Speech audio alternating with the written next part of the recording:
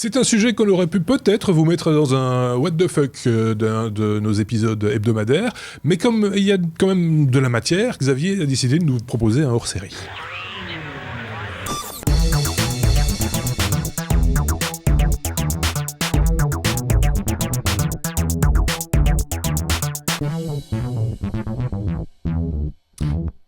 Puisque oui, c'est Xavier qui nous propose un hors-série. Salut Xavier, qui sera également commenté par Sébastien. Salut Sébastien. Une information, rendons à César ce qui appartient à César, qui nous vient de chez notre ami... Corben, qui n'est pas notre ami, mais qui pourrait le devenir. Alors Corben, que je suis effectivement depuis un bon moment, c'est une source notamment de certaines news dont on parle ici dans le podcast. C'est un Français. Si vous ne connaissez pas, je vous invite, pour ceux qui aiment bien la technologie, les infos un peu geek, etc., à aller voir son site. Donc c'est corben.info. Un classique. Il est vraiment très très très connu dans le milieu. Voilà, si vous ne connaissez pas, allez y faire un tour. C'est vraiment sympa. Et donc, il y a une information qui t'a titillé, j'ai vu cette semaine. Tu as partagé ça avec toute l'équipe en disant « il faut en parler, mais parlons-en ». Effectivement, parce que comme c'est totalement inutile, je me suis dit que c'était indispensable. Et en fait, j'ai découvert sur le site de Corben qu'il était possible de modifier le SSID de son réseau Wi-Fi et d'y intégrer des émoticônes. Donc, vous allez pouvoir différencier votre réseau de celui de vos voisins en mettant des icônes en plus dans le nom du réseau, et ça marche plutôt pas mal. Ce n'est pas une blague. On vous fait bien un hors-série sur des émoticônes. Effectivement. Donc ici, c'est un blog, c'est un numéro vraiment pour les geeks qui veulent rendre leur nom de réseau un petit peu plus sympa. Donc tout d'abord, juste un petit rappel, ce que c'est que les emojis. Les emojis, c'est quoi ? Ce sont des émoticônes qui sont utilisés, donc des petites images qui sont utilisées sous forme de texte. Le plus banal étant le smiley, en gros. Voilà, exactement. C'est un peu comme les smileys, mais les emojis, c'est une collection qui grandit au fur et à mesure avec un nombre de dessins qui est de plus en plus grand, et c'est un code qui a été standardisé. Donc ça se base sur des codes Unicode ou des séries même de code HTML qui vont permettre de... Si je puis me permettre, récemment, ils ont rajouté des personnes rousses, des petites imagettes de... Effectivement, c'était une des grosses news récemment. Ouais. Il y a un groupe, un mouvement qui s'est créé parce que les roux n'étaient pas représentés. 2% de la population mondiale, les roux. Voilà, mais donc les roux sont maintenant représentés dans les emojis, et ils vont pouvoir avoir un SSID à leur couleur. Voilà. Alors le SSID, qu'est-ce que c'est ? C'est tout simplement le nom du réseau Wi-Fi que vous allez voir affiché quand vous essayez de vous connecter, et donc tout le monde va voir quand vous avez un nom de réseau, à moins que vous cachiez ce nom de réseau. Alors on a parmi les chroniqueurs des noms de podcasts qui sont parfois très très très étonnants. Hein. Je sais qu'il y a quelqu'un qui avait sonné chez Marc pour lui demander même le nom de son réseau. Donc voilà, vous allez pouvoir sans doute avoir quelqu'un qui sonne chez vous pour demander comment vous avez fait. Donc comment est-ce qu'on va faire ? La technique est assez simple en fait de base. Après, ça va se compliquer un petit peu si on n'y arrive pas tout de suite. Mais vous allez simplement vous rendre sur un site qui affiche une liste des émoticônes avec les codes Unicode. Donc, vous faites une recherche sur Emoji Unicode Tables et vous allez retrouver toute une liste de tous les emojis qui existent. Et vous allez simplement choisir les petits dessins qui vous intéressent. Vous allez les copier. Vous allez aller sur la page de votre routeur ou votre Bbox par exemple. Dans mon cas, moi j'ai pris le cas d'une Bbox ici.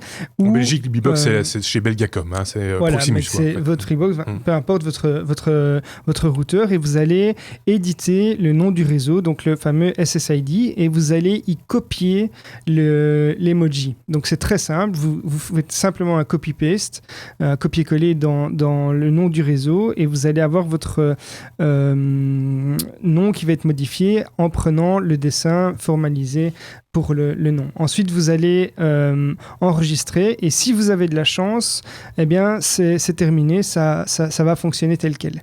Alors, dans certains cas, ça peut ne pas fonctionner, et là, ça se complique un petit peu parce que le formulaire peut avoir une petite sécurité et empêcher qu'on on fasse colle passer du code, ce type de caractère.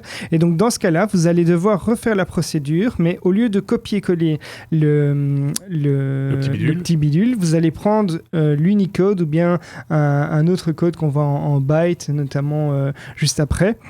Et là, donc c'est backslash xf0 backslash voilà, x9f. Ou bien u plus 1 f601 par exemple. Donc si vous allez on mettra le lien, mais si vous allez sur ces sites où on a la traduction entre guillemets de l'image en code, vous allez recopier ce code, vous allez le copier et vous allez installer un logiciel qui s'appelle Fiddler. Fiddler, c'est quoi ? C'est un outil qui va analyser le trafic réseau de toutes les communications, tout ce qui se passe en fait sur votre réseau quand vous êtes connecté. Vous allez lancer Fiddler et moi je propose de le lancer juste avant d'enregistrer le nom du réseau. Donc vous changez simplement le nom de votre SSID par un nom quelconque. Vous allez démarrer juste à ce moment-là Fiddler et vous allez voir une ligne qui en général correspond à l'IP de votre routeur dans le réseau. On le voit ici à l'écran pour ceux qui nous regardent. Et vous allez chercher dans cette ligne un code qui sur la droite de l'écran contient le nom du SSID que vous avez tapé. Donc dans notre exemple ici, moi j'ai pris un SSID avec les technos. On voit une chaîne de caractères qui contient les technos et on va grâce au programme Fiddler, on va modifier cette ligne de code. Alors comment est-ce qu'on va faire pour ça ? On va faire un clic droit sur la ligne concernée du trafic et on va cliquer sur Unlock for Editing. Ça va permettre de modifier ensuite la chaîne de caractères qu'on avait remarqué juste avant, et on va modifier le code lestechno.be dans l'exemple ici par le code lestechno, mais en rajoutant le code qui correspond à l'emoji qu'on veut rajouter. D'accord. Donc on va simplement modifier la ligne pour y rajouter le code de l'emoji, et ensuite on va cliquer sur, toujours dans le programme Fiddler, le bouton Replay, qui va en fait renvoyer la même commande à votre routeur. Et donc, en fait, on va simplement réémettre la même demande sur le réseau avec le code qui est modifié et sur lequel le formulaire n'aura pas fait de vérification du champ au préalable. Et une fois que c'est fait, eh bien, on va avoir un réseau avec les emojis qui s'affichent et donc qui va être un petit peu différencié des autres réseaux. Est-ce que ça a été clair ? Je vois Seb qui fait des grands yeux. De grands yeux, non. Je vais rajouter deux choses. Parce qu'effectivement, ici, tu as été hacké le post si les gars ont une protection en JavaScript. La plupart du temps, effectivement, y compris sur les sites de base, on va essayer de protéger les formulaires en JavaScript pour ne pas qu'on puisse écrire n'importe quoi. Parce que ça évite, ça enlève la frustration au niveau de l'utilisateur, pour pas qu'il appuie sur Submit et puis qu'après, à la fin de son formulaire, il se prenne un gros message d'erreur.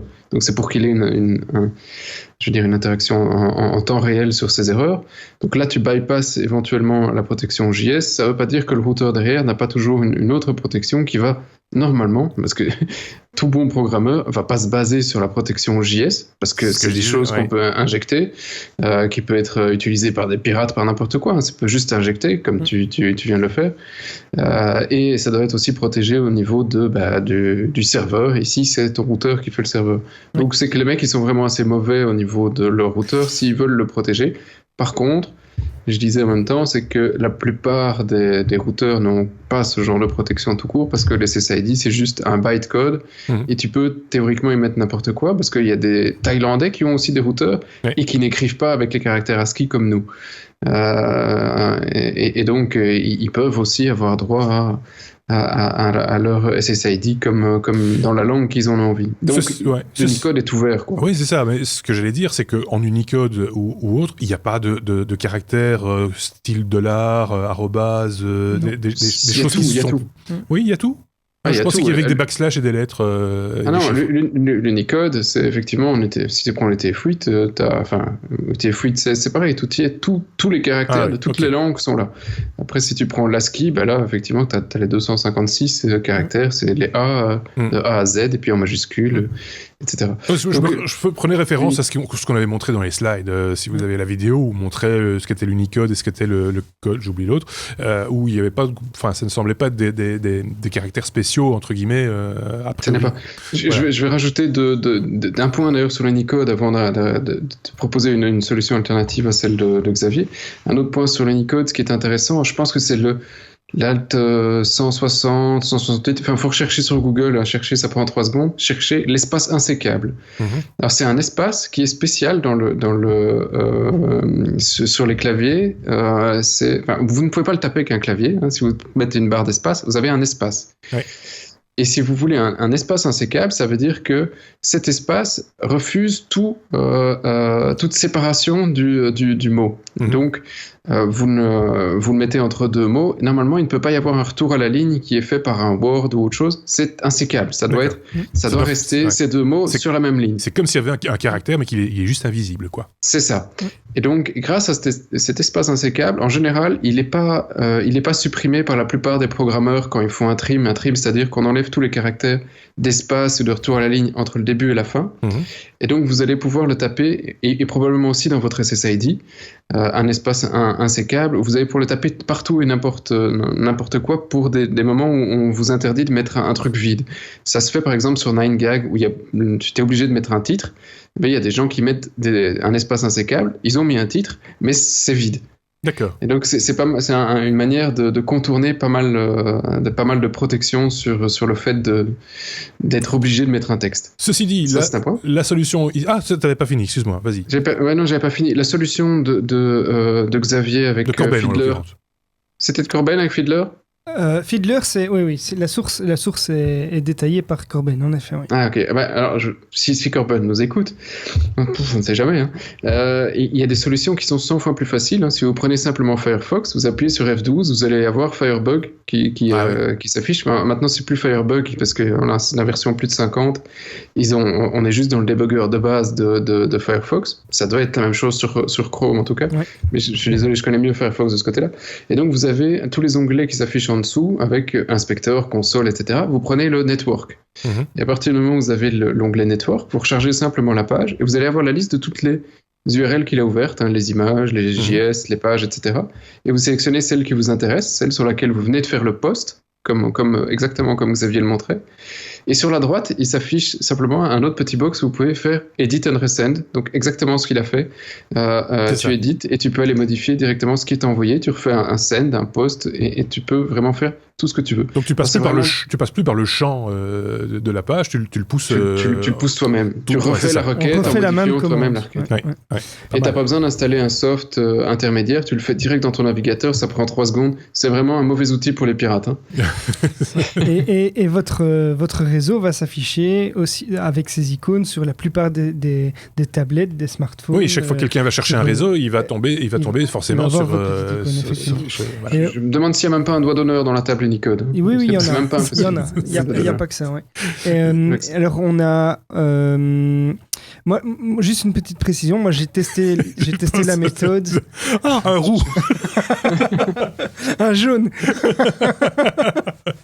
Donc, oui, il y a des Asiates, il y a des icônes d'Asiates. Ouais. Donc, moi, j'ai testé la méthode sur la B-Box. Alors, moi, c'était très simple. Moi, il m'a suffi de copier-coller l'image et ça a fonctionné tel quel. Ah ben voilà. Une B-Box 3. Hein. Donc, c'est ça qui est intéressant. C'est pas une image, c'est un caractère. C'est un vrai caractère. Ouais. Non, mais donc, c'est vraiment beaucoup plus simple que ce qu'on pense. Après, si vous n'avez pas la chance de pouvoir faire ce copier-coller, ben là, il faut passer par les méthodes qu'on a définies.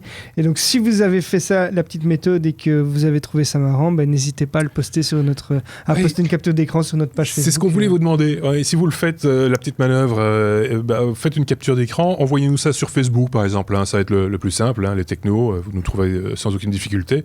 Et comme ça, on aura, je sais pas, une collection de SSID avec émoticône, pourquoi pas. Et envoyez-nous les clés aussi, les clés des SSID. Comme ça, quand on se déplace... Quand on voyage, c'est beaucoup plus pratique également. Enfin, voilà. Merci en tout cas. Oui, pardon. J'ai une dernière mise en garde quand même. Faites attention. quand même à ce genre de bidouillage, parce que c'est très fun d'avoir ça sur votre réseau. Mais faites un backup de votre routeur avant, parce que si jamais vous avez niqué les accents, eh bien bonne chance pour vous y reconnecter, ou alors si vous avez une connexion Internet, ça c'est bien, allez-y. Il suffit de faire un reset, non, sinon. Ou un reset, mais t'es reparti pour ta config, t'es content. Et là, la deuxième chose, c'est que, attention, tout ne supporte pas l'Unicode. Ouais. Donc, vous pouvez vous retrouver après avec, je sais pas, une console, un téléphone ou que sais-je, qui va refuser de se connecter à votre Wi-Fi parce qu'il a un nom pourri. Donc, vérifiez bien que tout fonctionne après avant de vous dire, alléluia, c'est génial. Ou si vous avez un vieux routeur Wi-Fi, vous faites ces conneries sur un vieux routeur Wi-Fi, ce sera tout aussi drôle, ça dit en passant, et vous prenez moins de risques. En tout cas, on va remercier, on le fait pas systématiquement. Oui, parce que l'info vient quand même de chez lui, bien vu. Corben, et puis voilà, ça vous fait en plus pour vous, si vous ne connaissez pas, une source d'information supplémentaire. Nous, c'est, comme le disait Xavier, c'est un des sites par lesquels on passe de temps à autre, parce qu'il y a toujours de bonnes infos qu'on aime commenter également dans les technos. Merci à Seb.